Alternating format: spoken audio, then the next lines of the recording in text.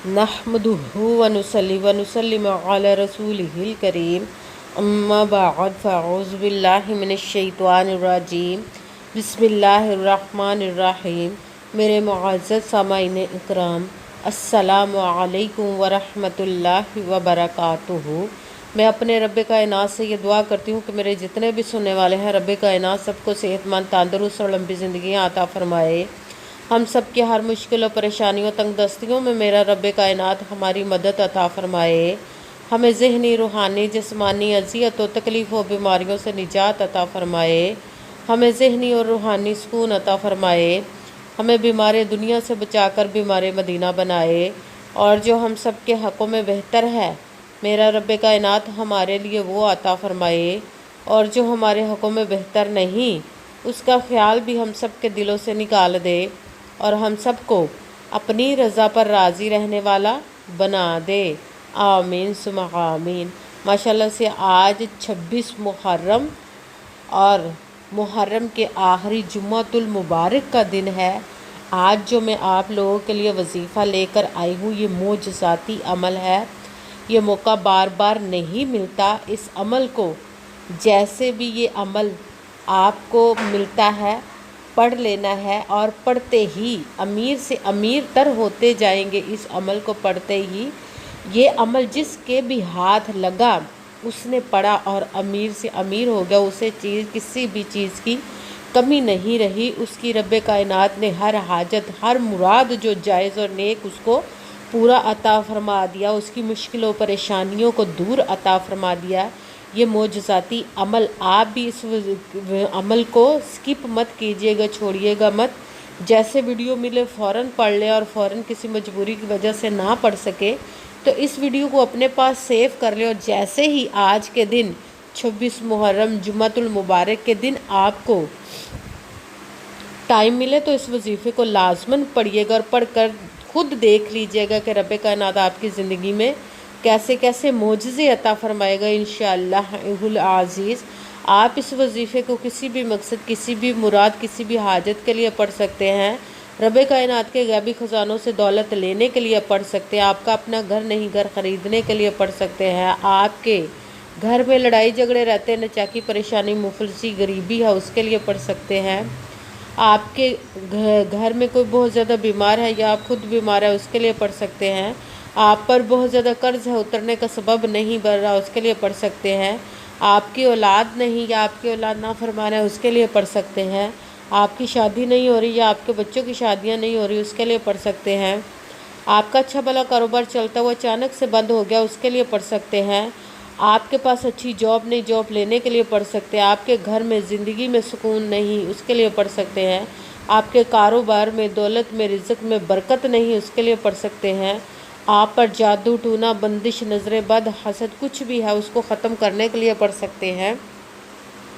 मतलब किसी भी मकसद, किसी भी हाजत, किसी भी मुराद के लिए पढ़ सकते हैं। मगर जब पढ़ने लगे तो रब्बे कायनात की ज़ात पाक पर यकीन कामिल रख के पढ़िएगा। कहते हैं कि यकीन कामिल होता है, पीर कामिल नहीं होता। और अच्छी नीयत रख के पढ़िएगा कि रब्बे कायनात कुरान पाक में इरशाद फरमाता है, इन्नमल अमालु बिन्नियात, कि जो अमलों का दारोमदार होता है वो नीयतों पर होता। अगर हमारी नीयत अच्छी है तो हमारा अमल भी अच्छा होता, और अगर हमारी नीयत ही अच्छी नहीं तो हमारा अमल भी अच्छा नहीं होता। चाहे हम जितनी मर्ज़ी मेहनत कर ले, जितनी मर्ज़ी कोशिश कर ले, हमें उसका फल, उसका अजर अच्छा नहीं मिलता। इसलिए अच्छी नीयत रख के, पुख्ता यकीन रख के और 5 वक्त की नमाज की पाबंदी लाजमी रखिएगा। फिर इस वजीफ़े को कीजिएगा। और वजीफ़ा करते वक्त आपके दिलों में, जहनों में ऐसा वसवसा नहीं आना चाहिए कि हम ये अमल कर रहे हैं, पता नहीं हमारी मुराद पूरी हो या ना हो। ऐसा हो नहीं सकता कि हम रब्बे कायनात के किसी इस्म का या कलाम पाक का वजीफ़ा करें और हमें कामयाबी ना मिले। ये हमारे ईमान की कमज़ोरी, जिसकी वजह से हमें नाकामी मिलती है। आपने अमल करना है, उसका फल, उसका अजर देना उस ज़ात पाक का काम है, क्योंकि उसकी दस्ते कुदरत से कोई चीज़ बाहर नहीं, उसके कुन कहने की देर है और फयाकुन हो जाता है। आपने अमल करने के बाद उसके कुन का इंतज़ार करना। इंशाअल्लाह अज़ीज़ वो आपके तकदीर के बंद तालों को खोल देगा, नसीब के सितारों को चमका देगा। आपको ज़िंदगी में कभी किसी चीज़ की कमी नहीं आएगी इंशाअल्लाह अज़ीज़, उसके हुक्म से।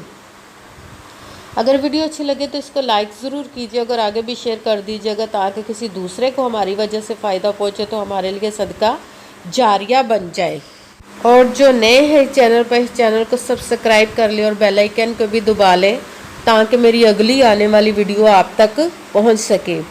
اگر کوئی مجھ سے کسی مسئلے کے بارے میں استخارہ کروانا چاہتے ہو، کسی کام کا حساب لگوانا چاہتے ہو، کسی کام کے لیے وظیفے کا پوچھنا چاہتے ہو، یا قرآن پاک آن لائن پڑھنا چاہتے ہو، محفل میلاد النبی کے لیے بلوانا چاہتے ہوں، تو واٹس ایپ کا نمبر ویڈیو پر چل رہا ہے، آپ لوگ مجھ سے رابطہ کر سکتے ہیں۔ اگر میرے بھائی یا بزرگ مجھ سے رابطہ کرنا چاہتے ہو تو واٹس ایپ پر وائس میسیج کر کے اپنا مسئلہ بتا سکتے ہیں۔ اگر بہنیں یا مائیں مجھ سے رابطہ کرنا چاہتی ہوں تو واٹس ایپ پر وائس کال کر کے مجھ سے بات کر سکتی ہیں، اپنا مسئلہ بتا سکتی ہیں۔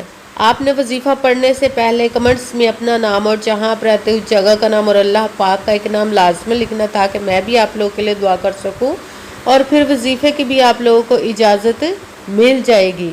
آپ نے وظیفہ کرنے سے پہلے پوری ویڈیو کو دھیان کے ساتھ سن کے سمجھ کے پھر وظیفے کو کرنا ہے۔ ایسا نہ ہو کہ ویڈیو کو سکپ کر کے چھوڑ کے سنیں اور پھر کوئی بات رہ جائے اور آپ وظیفہ کریں اور وہ ٹھیک نہ ہو۔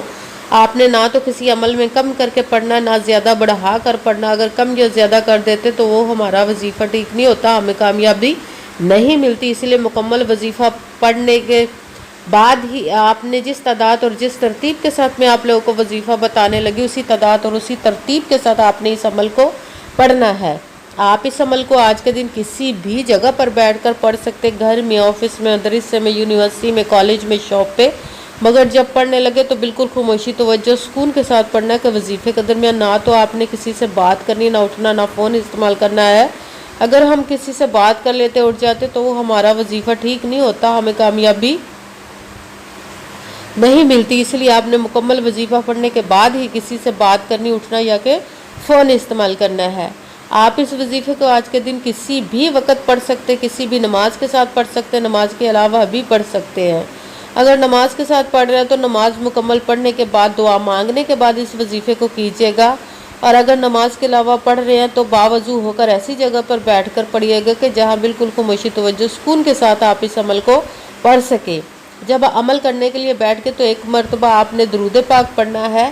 کوئی سا بھی درود پاک پڑھ سکتے ہیں، مگر درود ابراہیمی جو نماز میں پڑھا جاتا ہے وہ والا ایک مرتبہ درود پاک پڑھ لے تو زیادہ بہتر ہے، ورنہ کوئی سا بھی درود پاک آپ پڑھ سکتے ہیں۔ جب درود پاک پڑھ لیا تو ایک مرتبہ اعوذ باللہ من الشیطان الرجیم بسم اللہ الرحمن الرحیم پڑھ کر اپنے مقصد کی نیت کر لینی جس کے لیے آپ اس وظیفے کو پڑھنے لگے ہیں۔ پھر سب سے پہلے نمبر پر جو وظیفہ پڑھنا وہ ہے قرآن پاک کی آیت کا حسبنا اللہ ونعم الوکیل، حسبنا اللہ ونعم الوکیل، حسبنا اللہ ونعم الوکیل۔ اس کو آپ نے 12 مرتبہ 12 ٹائم پڑھنا۔ پھر ساتھ ہی دوسرے نمبر والا وظیفہ رب کائنات کے 2 اسموں کو ملا کر پڑھے تو ایک بنے گا یا حیو یا قیوم، یا حیو یا قیوم، یا حیو یا قیوم، یا حیو یا قیوم، یا حیو یا قیوم۔ اس کو بھی آپ نے 12 مرتبہ 12 ٹائم ہی پڑھنا ہے۔ پھر ساتھ ہی تیسرے نمبر والا وظیفہ یا مسبب الاسباب، یا مسبب الاسباب، یا مسبب الاسباب، یا مسبب الاسباب۔ اس کو آپ نے 41 مرتبہ 41 ٹائم پڑھنا ہے۔ پھر ایک مرتبہ بسم اللہ الرحمن الرحیم پڑھ کر قرآن پاک کی سب سے چھوٹی، لاڈلی، ضدی اور دولت کی پاورفل وظیفہ جس کو مانا جاتا ہے سورہ کوثر کو پڑھنا ہے۔ اِنَّا أَعْطَيْنَاكَ الْكَوْثَرَ فَصَلِّ لِرَبِّكَ وَانْحَرْ إِنَّ شَانِئَكَ هُوَ الْأَبْتَرُ۔ سورہ کوثر کو آپ نے 1 مرتبہ پڑھنا ہے۔ سب سے پہلے 1 مرتبہ درود پاک پڑھا، پھر 1 مرتبہ اعوذ باللہ من الشیطان الرجیم بسم اللہ الرحمن الرحیم پڑھ کر اپنے مقصد کی نیت کر لینی ہے۔ پھر پہلے نمبر پر جو وظیفہ پڑھنا ہے وہ ہے حسبنا اللہ ونعم الوکیل۔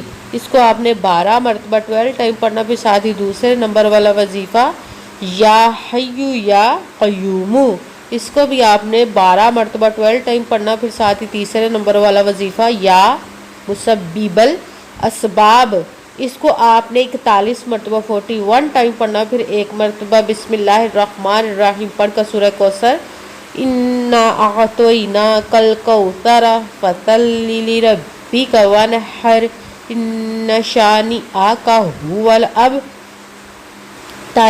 سورہ کوثر کو بھی ایک مرتبہ پڑھنا. پھر وہی درود پاک پڑھنا ہے ایک مرتبہ جو درود پاک آپ نے وظیفہ شروع کرنے سے پہلے پڑھا تھا. جب درود پاک پڑھ لیا اب آپ کا وظیفہ مکمل ہو گیا. اب آپ نے دونوں ہاتھوں کو رب کائنات کی بارگاہ اقدس میں بلند کر لینا. سب سے پہلے اپنے گناہوں کی بخشش کی دعا مانگنی. پھر جس مقصد جس حاجت کے لیے آپ نے اس وظیفے کو کیا اس کی خوب دعا کیجیے گا، اور دعاؤں میں مجھے بھی یاد رکھیے گا، میرے لیے بھی دعا کیجیے گا. جزاک اللہ خیرہ. جس مقصد جس حاجت کے لیے آپ نے اس وظیفے کو کیا رب کائنات اپنے حکم سے، اپنے پیارے محبوب کے صدقہ سے، اپنے کلام پاک اسم مبارک کے صدقے، اس پیارے پیارے ماہ مبارک محرم الحرام الشہداء کربلا کے صدقے آپ کی تمام نیک اور جائز حاجات کو قبول و منظور عطا فرمائے اپنے حکم سے انشاءاللہ العزیز. آمین ثم آمین. السلام علیکم ورحمۃ اللہ وبرکاتہ.